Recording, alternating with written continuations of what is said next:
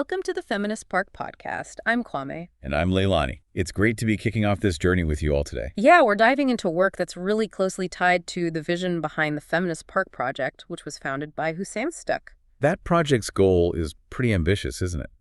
Imagining these truly equitable public spaces, starting with the idea for an intersectional feminist park right here in Berlin. Exactly. And this podcast, well, it's kind of an extension of that.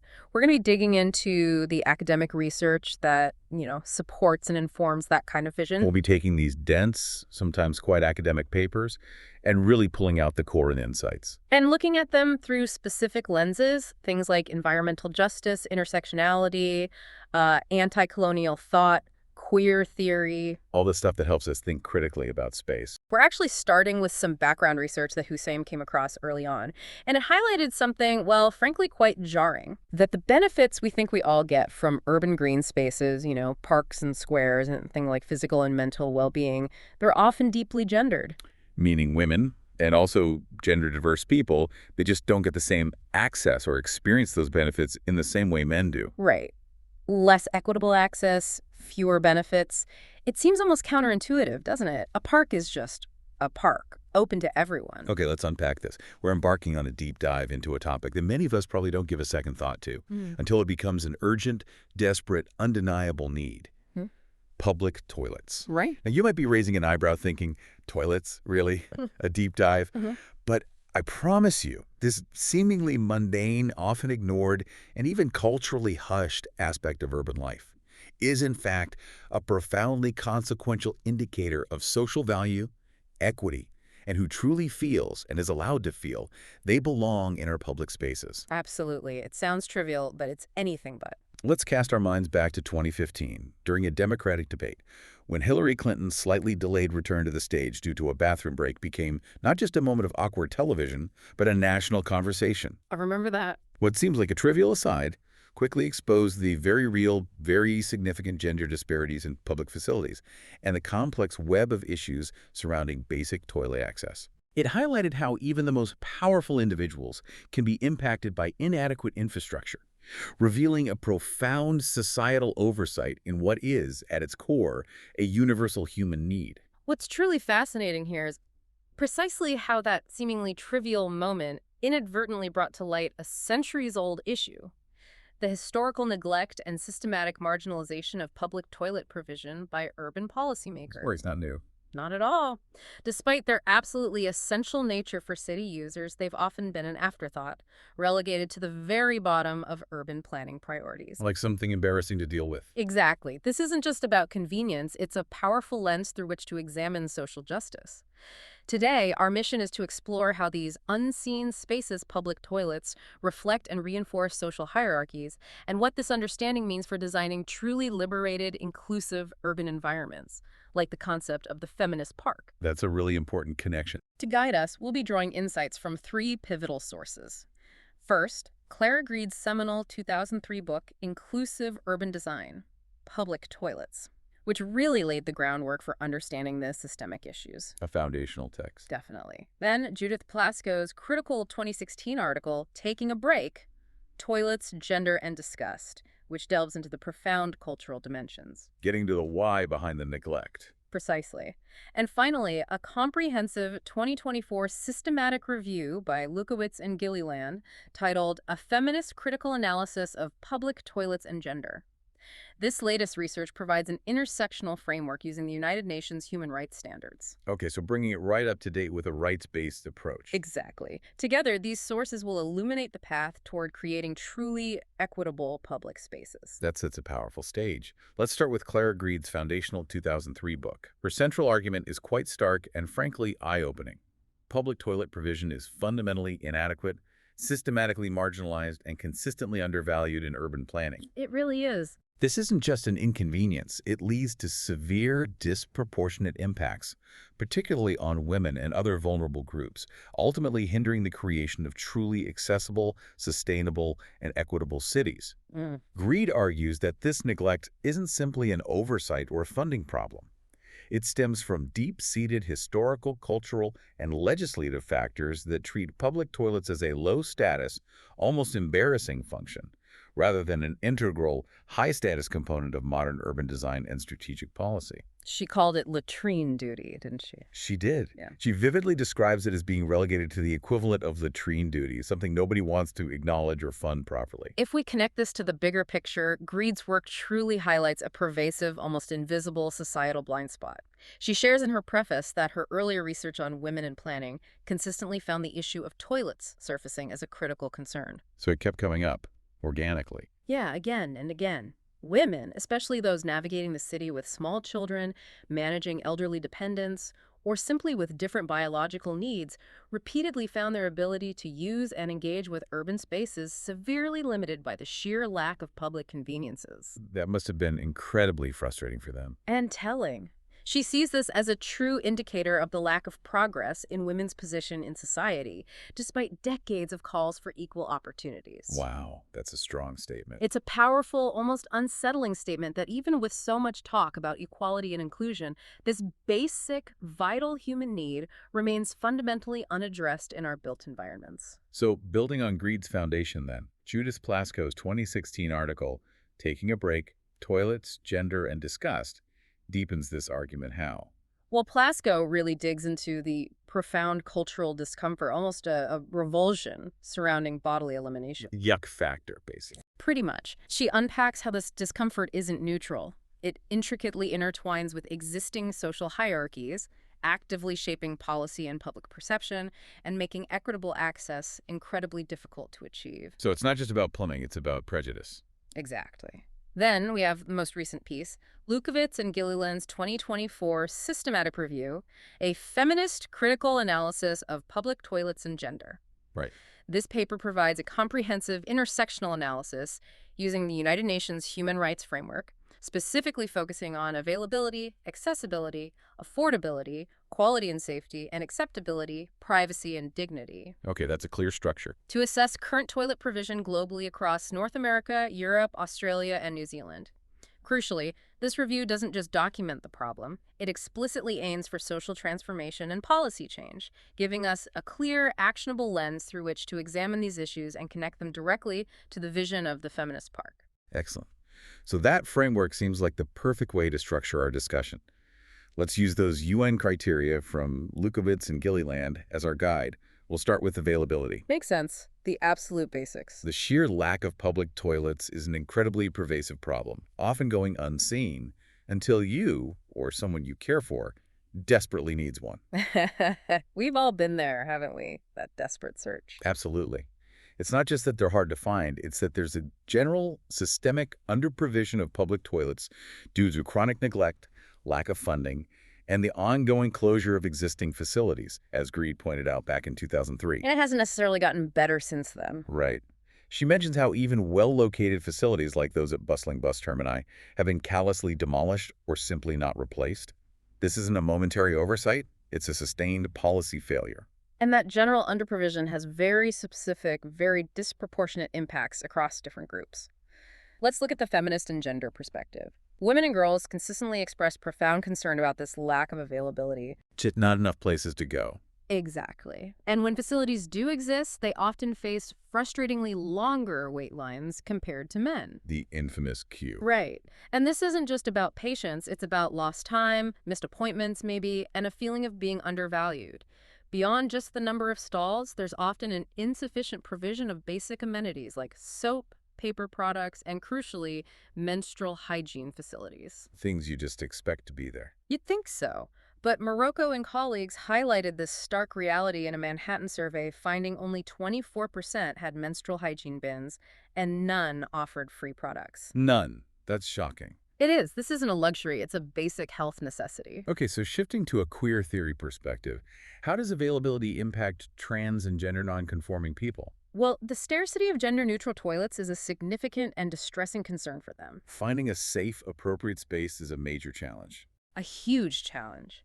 Imagine being a trans man who menstruates, maybe having to navigate gender-segregated women's washrooms just to access menstrual hygiene amenities while potentially facing misgendering or discomfort It's a profound barrier and a constant source of anxiety. That sounds incredibly stressful. Then, from a class and socioeconomic perspective, people experiencing homelessness face immense barriers in finding public toilets at all. They often have no other recourse than public urination or defecation. Which then gets them into trouble. Exactly. It exposes them to further criminalization and stigmatization.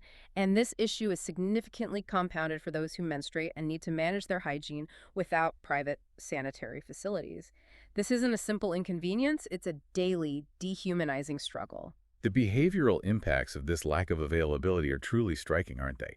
It shows how this fundamental need forces people to alter their lives and restrict their freedom. Completely. Lewkowitz and Gilliland highlight that women, girls, and gender nonconforming individuals often significantly change how they use public spaces. How so? Well, women might resort to discreetly using men's washrooms out of desperation, or, more commonly, simply avoid public toilets altogether if they can't count on basic amenities or feel safe. So they limit their time out, maybe. Exactly. Picture a mother with a young child on a day out, forced to cut her outing short because there isn't a single, suitable, clean, and accessible public restroom in sight.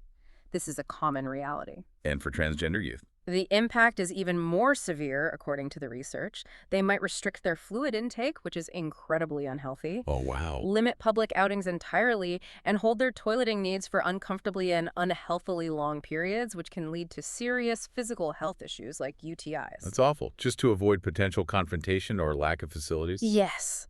And adults in the transgender and gender nonconforming community often plan specific, circuitous routes through cities, not for sightseeing, but solely to access known, safe facilities rather than simply moving freely and spontaneously. That's like living with a constant map of anxiety. It is. This isn't just an inconvenience, it's a profound restriction on their full and equal participation in public life, reducing their ability to work, socialize, and exist comfortably in their own communities. This raises an important question then. How can we truly aspire to have vibrant, equitable, and inclusive public spaces if such a fundamental human need forces people to alter their behavior, restrict their movement, or even risk their health? It's impossible, really, and Greed makes a crucial point here, noting that historically men have effectively had twice as much provision as women if you count urinals alongside traditional stalls. Right, the space calculation is different. And they also take significantly less time to use facilities, an average of 35 seconds compared to women's 91 seconds, according to some studies she cites. Which explains the cues. Precisely. This glaring disparity directly fueled calls for potty parity. However, it's vital to understand that potty parity initially meant merely an equal number of stalls. Just matching numbers. Yes. But as Greed's work, and indeed the broader feminist perspective, reveals, true equitable provision means something far more nuanced. It demands potentially more facilities for women, not just due to biological factors like menstruation and pregnancy, but also social factors like the common role of caregivers for children or the elderly, which requires more space and time. So equal isn't always equitable. Exactly. For the Feminist Park to be truly liberated, it must tackle availability head-on and move beyond outdated notions of equality to embrace true equity. What does that look like in practice? It means designing for an abundance of well-distributed, clearly marked, and fully equipped toilets that anticipate diverse user needs. We're talking about preventing these behavioral restrictions and promoting full, unhindered participation for everyone. Okay. Crucially, this goes beyond simply an equal number of stalls. It means an equitable number for cisgender women, alongside ample gender-neutral options that are self-contained and universally designed, and comprehensive menstrual hygiene management facilities that are freely accessible to all who need them, including trans men. So, truly inclusive by design. Yes. It's about ensuring that the very question of finding a toilet doesn't become a barrier to enjoying the park and experiencing true urban freedom. That makes perfect sense.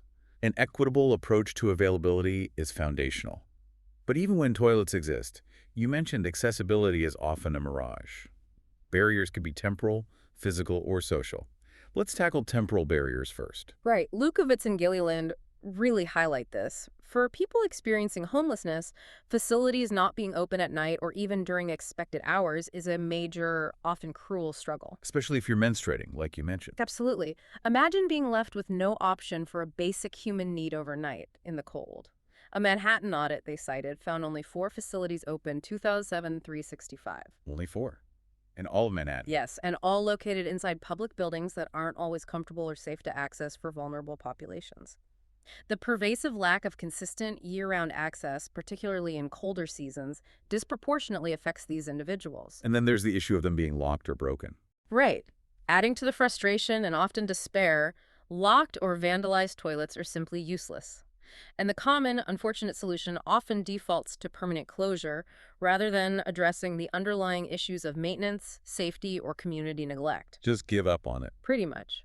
Which leads us directly into the profound physical design barriers that plague our public toilets. Both Greed and Lewkowitz and Gilliland meticulously describe how the very design itself often creates exclusion. How so, from a feminist and gender perspective? Think about small, narrow cubicles with inward opening doors, a design choice that seems minor, maybe, but makes maneuvering incredibly difficult. Add to that the lack of space further reduced by disposal containers for sanitary products, and the experience becomes a struggle for many women, particularly when pregnant or managing a physical limitation. Or if you have kids with you. Exactly. Caregivers, predominantly women, often struggle immensely with maneuvering a stroller, a small child, or an elderly individual in these cramped, thoughtlessly designed spaces. And from an ableism and disability justice perspective. Oh, the problem is even more pronounced. Greed vividly points out that underground toilets with steep, slippery steps are inherently and cruelly inaccessible. Obvious death traps sometimes. Right. And Plaskow adds that supposedly ADA-compliant facilities frequently fall short in practice. They might be located up multiple steps or double as storage rooms for mops and high chairs. Let's see. A storage room? Yes. Or have doors too narrow for wheelchairs. These are not minor inconveniences. They are outright denials of access. Greed argues that even dedicated disabled facilities are often insufficient and need a far more inclusive, universal design agenda that anticipates a wider spectrum of needs rather than a tokenistic nod to compliance. Universal design benefits everyone, doesn't it? It really does. So beyond a purely physical, there are these profound social and identity barriers that make accessibility a deeply fraught issue. Definitely. Plaskow and Lewkowitz and Gilliland clearly articulate how sex-segregated lavatories inherently reinforce the gender binary, making them literal sites of exclusion, distress, and even danger for trans and gender nonconforming people. How does that danger manifest? Well, trans individuals frequently face surveillance. That feeling of being watched and judged, harassment, outright denial of access, verbal abuse with slurs like homo or aggressive commands to get out, and in the worst cases, even physical attacks. That's terrifying, just to use a bathroom. It is. This relentless abuse isn't only psychologically damaging, inflicting deep emotional scars, but also leads to severe physical health issues from holding in toileting needs, and tragically forces them to alter their travel patterns and avoid entire public spaces, thus diminishing their presence and participation in society. And then you have things like the bathroom bills. Exactly. We've also witnessed the deeply divisive emergence of bathroom bills in some U.S. states, which criminalize using facilities that don't match one's assigned birth gender. These laws create a climate of fear and suspicion. So even if a facility exists, it's legally inaccessible or dangerous. Precisely. And while inclusive signage, like multi-gender pictograms, is a positive step forward, it's often insufficient given the public's ingrained tendency to police gender in these spaces, transforming a simple act into a confrontational one. People appointing themselves gender police. Unfortunately, yes. It's quite telling, and a missed opportunity for broader inclusion, that the first unisex public toilet in the UK in 1964 was built specifically for disabled people, not explicitly to accommodate gender nonconforming individuals, underscoring how often marginalized groups are considered in isolation rather than together. That's a really interesting historical footnote. Here's where it gets really interesting, historically speaking. The evolution of women's bathroom access closely mirrors their changing social status. How so? Plaskow highlights that until quite recently, the complete absence of women's toilets in halls of power like the U.S. Supreme Court, Senate, and House of Representatives wasn't just an oversight. It clearly signaled their profound exclusion from these spaces. Like, you don't belong here. Exactly. Imagine Justice Sandra Day O'Connor, when she joined the Supreme Court in 1981, having no private restroom, unlike every one of her male colleagues, and having to borrow one from staff. That's unbelievable. It wasn't until 1992 that women in the Senate finally got toilets near the floor, and a staggering 2011 for the House. This isn't just historical trivia, it vividly illustrates how urban design, down to the most intimate spaces, reflects who holds power, who is deemed to belong, and whose needs are prioritized. Wow, that really brings it home. And greed also brings a crucial legislative context to the fore, explaining that laws governing local authority provision of public toilets are often permissive rather than mandatory. Meaning they can provide them but don't have to. Exactly. This seemingly minor legal distinction has severe real-world consequences, hindering progress by making toilet provision vulnerable to budget cuts, lack of political priority, and the slow, insidious erosion of public facilities that greed so expertly documents. So for the Feminist Park, what's the takeaway on accessibility? It has to genuinely embody liberation by integrating these historical and systemic lessons. It needs to embrace truly universal design principles. 2-4-7-3-6-5 operation, clearly visible and easily reachable locations, and spacious, thoughtfully designed cubicles that genuinely accommodate all users, including caregivers with children or those assisting elders. And critically. And critically, it must feature truly gender-neutral, self-contained facilities that respect identity and privacy without reinforcing the binary or marginalizing anyone. The signage must be genuinely welcoming and inclusive, conveying a message that everyone is valued and accommodated, actively dismantling the historical and ongoing barriers we've discussed. That deep dive into accessibility truly underscores how deliberate we must be in our design choices. Now let's move on to affordability. Right, because access shouldn't come with a price tag. Access to toilets should, without question, be considered a fundamental human right, but too often it comes with a price, whether that price is visible or invisible, creating yet another insidious layer of exclusion. We see the visible ones, like the pay-to-pee turnstiles greed mention, or direct charges some places still have. Yeah, those are obvious barriers. But Lewkowitz and Gilliland also reveal the significant impact of invisible fees. What do they mean by that? Well, the pervasive lack of free public options often forces people to buy products or services in commercial settings. Think buying a coffee in a cafe or a snack in a restaurant just to access a toilet. Ah, the customer-only policy? Exactly. This disproportionately impacts those with frequent toileting needs, like individuals with medical conditions, children, or the elderly, and critically, those with limited incomes.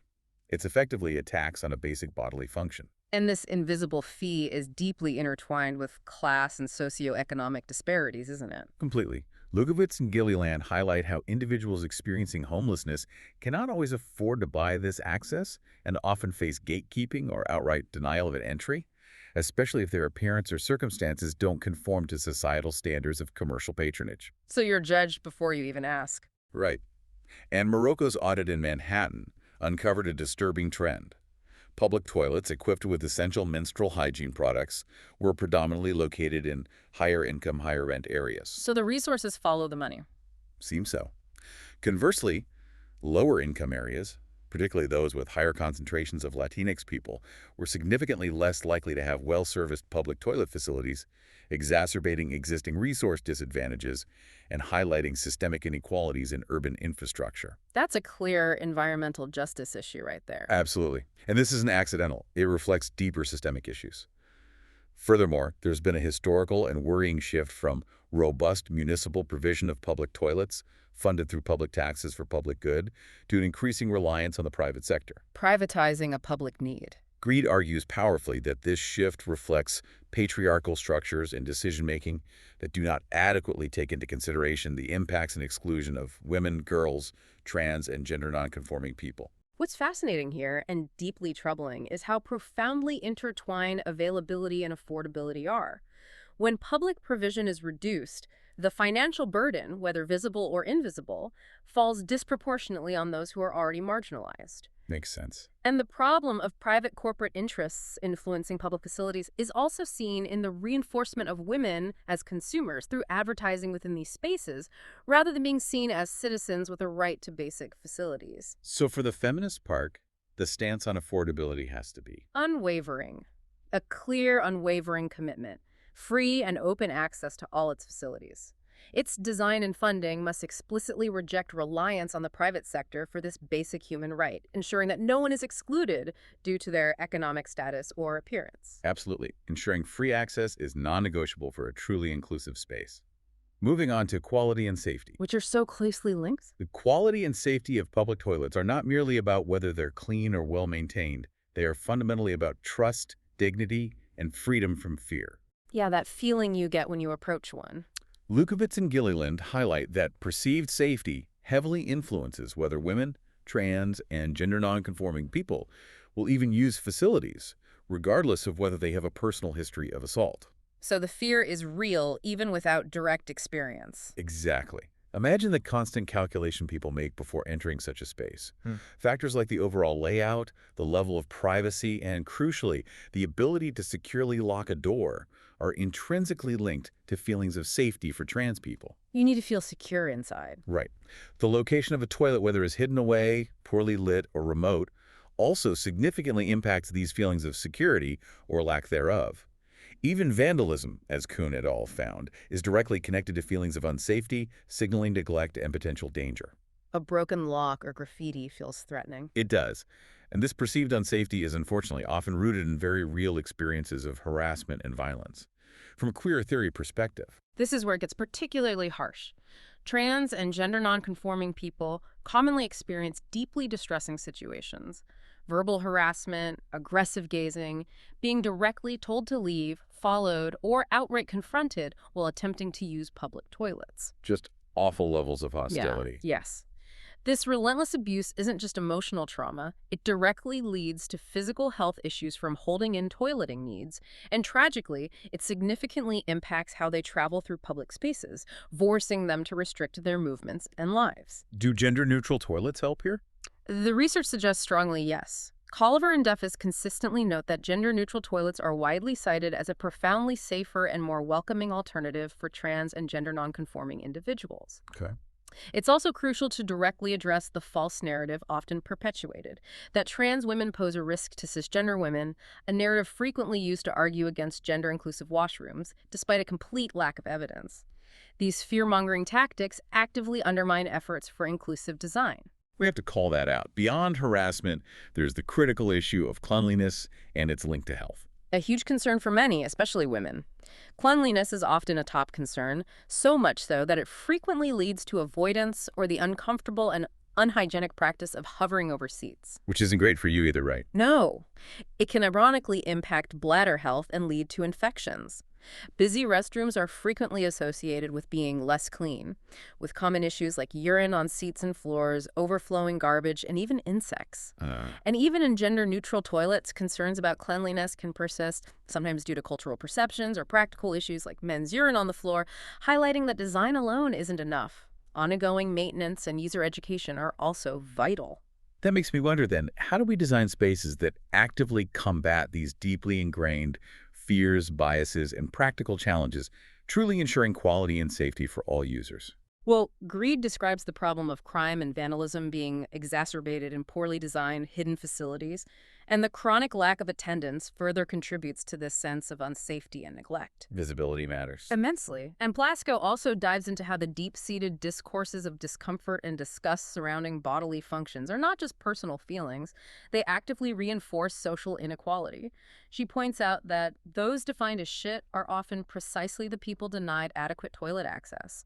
The socially abject are excluded from toilets as abject space. That's a powerful quote, linking disgust to social exclusion. It is. This cultural projection of disgust onto marginalized groups makes the design challenge even more complex and emotionally charged. So for the Feminist Park, quality and safety need to be Paramount. Designed into the very fabric of the facilities, not treated as an afterthought.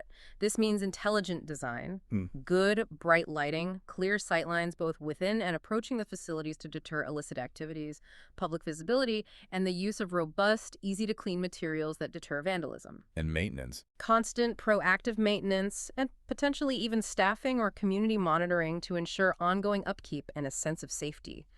Critically, gender-neutral, self-contained units are recommended as best practice to enhance safety and privacy for everyone, moving beyond simply adapting existing gender-segregated facilities. Why are adaptations often problematic? because they often create more problems for women, according to Anthony and DeFresnay, by not fully addressing their specific needs or concerns about shared spaces. These self-contained units, featuring full opaque walls, individual locks, and their own sinks, are key to creating genuinely safe, hygienic, and respectful spaces that embody trust. That makes a lot of sense. Okay, the final UN criterion: acceptability, privacy, and dignity. And this really ties everything together, doesn't it? It seems to. Toileting is a deeply private and intimate act, intrinsically connected to our fundamental sense of dignity, yet public toilets often strip individuals of this fundamental human right. Yeah, the lack of privacy is a major issue highlighted by Lewkowitz in Gilliland. From a feminist and gender perspective, women with urinary conditions like overactive bladder often avoid public toilets due to intense concerns about passing gas, making noise, or experiencing diarrhea. Things people feel really self-conscious about. Exactly. Yeah. Leading to profound self-consciousness and isolation. The general lack of privacy also severely limits women's ability to use public toilets for other essential hygiene needs, like discreetly managing menstrual products, or for those experiencing homelessness, for more extensive needs like bathing or laundering. And the design itself contributes. Absolutely. Stalls with large, revealing gaps between doors or at the top and bottom contribute significantly to feelings of surveillance and judgment, particularly for those managing menstrual hygiene, creating a sense of being exposed and vulnerable. Those gaps are terrible. You feel like someone's watching. They really are. And the cumulative impact on dignity is immense and often devastating. Lewkowitz and Gilliland note that for menstruating people experiencing homelessness, the inability to manage menstruation privately and hygienically is a direct and profound affront to their dignity, making them feel unclean and utterly unseen by society. Heartbreaking. Beyond this specific group, the constant risk of accidents due to a lack of available, clean, and private facilities is a profound blow to dignity for everyone, but particularly for women, girls, trans, and gender nonconforming people who, unlike cisgender men, often cannot just go anywhere without fear, judgment, or physical risk. Right. Now, from a queer theory perspective, you mentioned gender identity affirmation is critical here. Absolutely. Gender-neutral toilets are consistently described not just as practical solutions, but as a profound affirmation of identity and expression of feeling included for gender nonconforming people. A space where they are recognized and belong. Exactly. A space where one doesn't have to choose a binary identity that doesn't fit. However, the location and design choices still matter deeply. If gender-neutral toilets are placed on a separate floor, made inconveniently distant, or are poorly maintained, it can inadvertently reinforce the othering of trans and gender nonconforming individuals, negating their intended benefit. So intention isn't enough? Execution matters. Definitely. Furthermore, bathroom bills, with their discriminatory signs indicating opposite sex may be in the restroom, are a clear, active example of reinforcing harmful beliefs and undermining the dignity and very existence of trans and gender nonconforming individuals. Actively promoting hostility. Yes. Lewkowitz and Gilliland suggest practical solutions for enhancing privacy, like floor-to-ceiling walls for stalls, better locks that clearly indicate occupancy, and entirely eliminating gaps in stalls' simple design choices with enormous impact on human dignity. Things that should be standard, really. You would think so. So, what does this all mean for how we perceive and design public spaces? The deep-seated shame and disgust surrounding bodily functions, as highlighted by Plaskow, is absolutely central to why dignity is so often compromised in public toilets. That cultural discomfort again. Yes. This pervasive cultural discomfort isn't benign. It often projects what she calls the rejected part of the self onto marginalized groups, creating a societal scapegoat. Linking bodily functions to social otherness. Precisely. The absence of adequate toilet access actively prevents full participation in public life and forces people into undignified compromises that only reinforce perceptions of their objection, a situation vividly illustrated by the experiences of homeless people who are forced to relieve themselves in public and then face further criminalization and stigmatization. It creates a vicious cycle of exclusion. So, for the Feminist Park, how do we design in dignity? Dignity must be absolutely fundamental, a non-negotiable principle. This means providing self-contained, fully lockable units with full, opaque walls, comprehensive amenities including menstrual hygiene products and baby changing stations, and clear, inclusive signage that affirms all identities. Creating a truly respectful environment. Yes. The Feminist Park's toilets should be a place where everyone feels respected, safe, and able to manage their bodily needs without shame, fear, or judgment, actively challenging and dismantling the societal norms around disgust and exclusion that have historically plagued public facilities. It's about creating an environment where privacy is not just a feature, but a guaranteed right, and dignity is upheld for every single user without exception. Okay. Bringing all these crucial threads together then, it's incredibly clear how this deep dive into the often unseen world of public toilets profoundly informs the grand vision for the Feminist Park. It really does crystallize the need, doesn't it? This extensive research unequivocally dictates that the Feminist Park must move far beyond traditional patriarchal urban planning, that for too long has systemically overlooked these basic human needs, deeming them unworthy of investment or consideration. It has to be different. Instead, it must adopt what Greed calls joined-up thinking and a truly holistic approach to public facilities, ensuring they are central, not peripheral, to the park's design and ongoing operation. Absolutely. The systemic exclusion, the harrowing harassment, the demonstrable health impacts, and the profound erosion of dignity highlighted by all three sources, Greed, Plaskow, and Lewkowitz and Gilliland, validate the absolute undeniable necessity of creating spaces designed from a truly inclusive, intersectional perspective. It justifies the whole project in a way. It really does. This isn't a luxury item for a progressive city. It's a fundamental human right. The Feminist Park isn't just a nice idea. It's an urgent, tangible response to documented injustices and deeply entrenched inequalities in our urban fabric. So its design has to actively counteract these problems. Yes. Actively counteract the issues of underprovision by ensuring an abundance of well-maintained, easily accessible facilities. It needs to overcome gendered, ableist, classist, and queerphobic exclusion by prioritizing universal design principles, offering 24/7, 365 access, guaranteeing completely free access, and providing safe, dignified, self-contained, gender-neutral facilities for all. And tackle the cultural piece, too. Crucially, it must actively challenge cultural discomfort and shame by designing spaces that normalize bodily functions and explicitly prioritize privacy, dignity, and respect for every individual who steps through its doors. This research also provides the essential theoretical and historical context for the Feminist Park, doesn't it? We've gained that historical understanding of neglect from Greed, the robust theoretical framework of intersectionality from Lewkowitz and Gilliland, Great. and a critical understanding of the politics of disgust from Plaskow. Against this backdrop, the Feminist Park emerges not just as a counter-narrative, but as a tangible, living, breathing solution for urban liberation. It's proof of concept, almost. Exactly. It demonstrates, with undeniable clarity, that designing for these often overlooked and undervalued spaces isn't a minor detail in urban planning. It's a profound, eloquent statement about a community's true values and its unwavering commitment to genuine equity and human rights.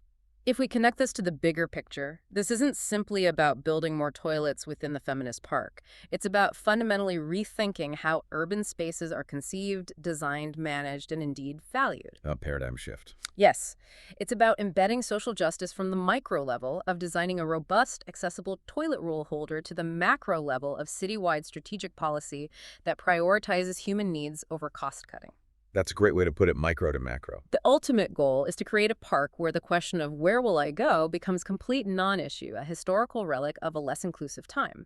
This freedom allows all users, women, gender-diverse individuals, caregivers, the elderly, people with disabilities, people experiencing homelessness, and racialized communities to participate fully, joyfully, and without fear or discomfort. Which is the whole point of public space. Exactly.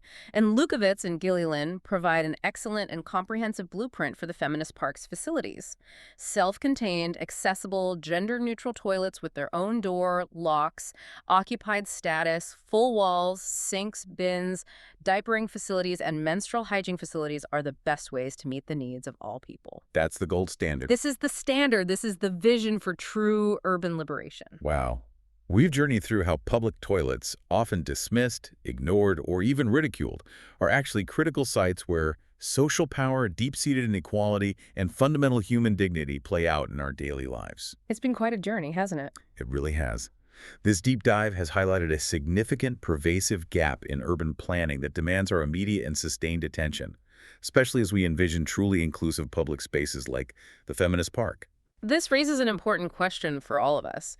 Given the centuries of historical neglect and the deeply cultural aspects of disgust and shame surrounding bodily functions, What will it truly take to achieve what Greed called a restroom revolution and fundamentally change how society views and provides for this basic human need? It feels like a monumental task. It requires more than just infrastructure.